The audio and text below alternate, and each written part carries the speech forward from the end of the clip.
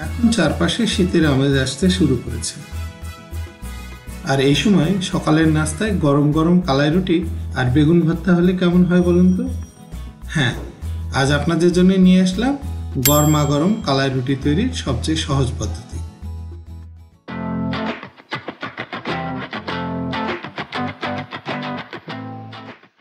কালাই রুটি তৈরি করার জন্য শুরুতেই আমি খামিরটা তৈরি করে নেব। একটা পাত্রে সামান্য পানি দিয়ে তার মধ্যে একটু লবণ দিয়ে ভালো করে গুলিয়ে নিলাম।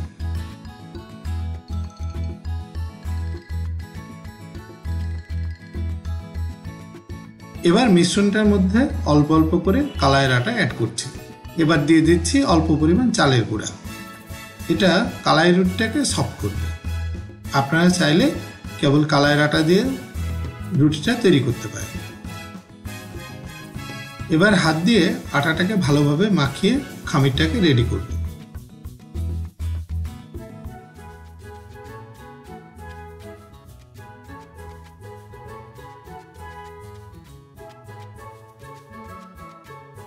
খামিরটা রেডি হয়ে গেলে মিনিট 5-এর জন্য রেস্টে রেখে দিলাম।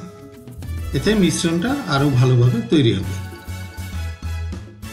এবার একটা রুটি বেলা পিঁড়ি আমি পলিথিন দিয়ে ভালো করে ঢেকে নিয়েছি।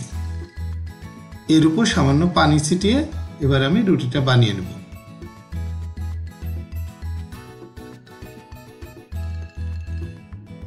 খামির থেকে আটা নিয়ে হাত দিয়ে আস্তে আস্তে সমানভাবে চেপে রুটিটা বানিয়ে নিলাম। পানি ছেটানোর কারণে রুটিটা খুব সহজে পলিথিন থেকে উঠে আসবে। রুটি সেকার জন্য এবার একটা ননস্টিকি প্যান গরম করে সামান্য তেল মাখিয়ে নিলাম।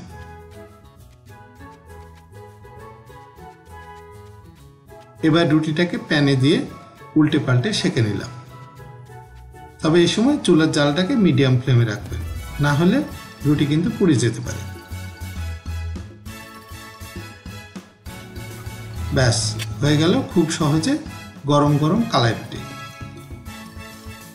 এবার বেগুন ভর্তার সাথে নাস্তা করব সুস্বাদু কালাই রুটি। সবাই ভালো থাকবেন।